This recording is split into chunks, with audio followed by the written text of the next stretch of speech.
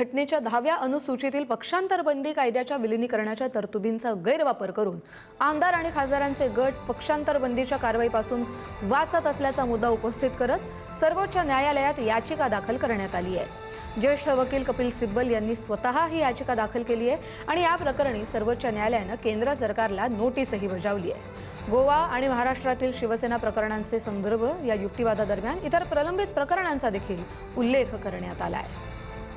या संदर्भातले अपडेट घेऊया आपले प्रतिनिधी शिवाजी काळे यांच्याकडून। शिवाजी, तर घटनेच्या 10व्या अनुसूचित पक्षांतर बंदी कायद्याचा सातत्याने पुनर्विचार करावा असं विरोधी पक्षांकडून उल्लेख केला जात आहे। मात्र आता या संदर्भामध्ये सर्वोच्च न्यायालयामध्ये याचिका दाखल करण्यात आलेली आहे आणि या याचिकेवरती सर्वोच्च न्यायालयाने केंद्र सरकारला आज नोटीस बजावलेली आहे।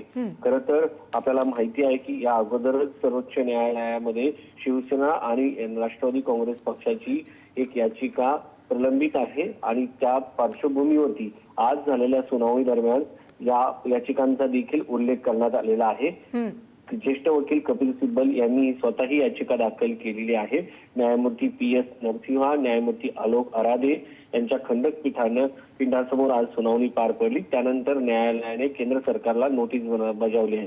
सुनावणी दरम्यान कपिल सिब्बल यांनी राजकीय पक्षाच्या केंद्रीय नेतृत्वाच्या किंवा मूळ पक्षाच्या संमतीशिवाय केवळ निवडून आलेल्या लोकप्रतिनिधींच्या गटाला दुसऱ्या पक्षात विलीन होण्याची मुभा देणं लोकशाहीसाठी घातक आहे। या प्रक्रियेच्या संदर्भामध्ये बहुमताचा किंवा अल्पमताचा बदललेला होणारा परिणाम, पक्षपतन होणारे सत्तांतर हे कुठेतरी लोकशाहीसाठी घातक आहे अशी भूमिका कपिल सिब्बल यांनी मांडलेली आहे। हे मुद्दे ऐकून घेतल्यानंतर न्यायमूर्ती नरसिंहा राव यांनी हे मुद्दे सामान्यतः सभागृहाच्या पटलावरती राजकीय पक्षाच्या पातळीवर मांडणे आवश्यक असल्याचे देखील म्हटले आहे।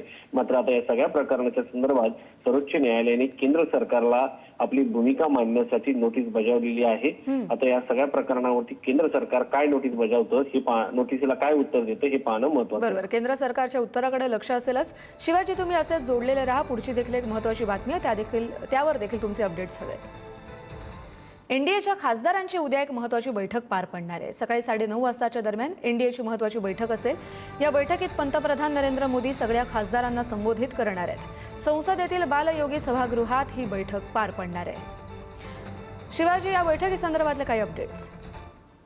अगदीच, एनडीएची या अगोदर देखील आपल्याला माहिती आहे की 21 तारखेला बैठक पार पडली की पंतप्रधान नरेंद्र मोदी यांनी सर्व एनडीएच्या खासदारांना संबोधित केलं होतं। मात्र उद्या पुन्हा एकदा धर्मेंद्र प्रधान यांचा राजीनामा झाल्यानंतर पहिल्यांदाच एनडीएची बैठक पार पडत आहे। एनडीएचे सर्व घटक पक्ष या निमित्ताने उपस्थित राहतील।